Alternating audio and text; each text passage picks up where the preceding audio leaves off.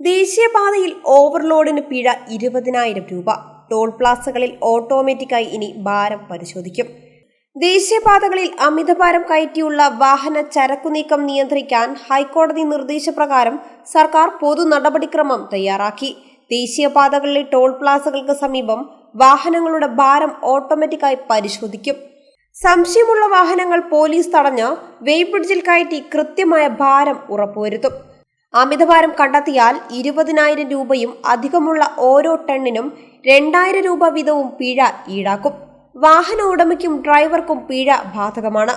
തീരുമാനങ്ങൾക്ക് വ്യാപക പ്രചാരണം നൽകണമെന്നും നിർദ്ദേശങ്ങൾ നടപ്പിലാക്കുന്നത് സംബന്ധിച്ച് 1 മാസത്തിനകം റിപ്പോർട്ട് സമർപ്പിക്കണമെന്നും justice V Raja Vijayaraghavan, justice KV Jayakumar എന്നിവരുൾപ്പെട്ട ഡിവിഷണൽ ബെഞ്ച് നിർദ്ദേശിച്ചു. ചരക്കുവാഹനങ്ങൾ അമിതഭാരം കയറ്റുന്നത് കാരണമുള്ള അപകടാവസ്ഥ ചൂണ്ടിക്കാട്ടി Nerkazhcha association director PB Satheesh നൽകിയ ഹർജി തീർപ്പാക്കിയാണ് ഉത്തരവ്. 25% അമിതഭാരം കയറ്റുന്നത് അപകടകരമായ ഡ്രൈവിംഗ് ആയി കണക്കാക്കി അപ്പോൾ തന്നെ ലൈസൻസ് സസ്പെൻഡ് ചെയ്യും. നിയമലംഘനം ആവർത്തിക്കുന്ന ഡ്രൈവർമാരുടെ ലൈസൻസും സസ്പെൻഡ് ചെയ്യും.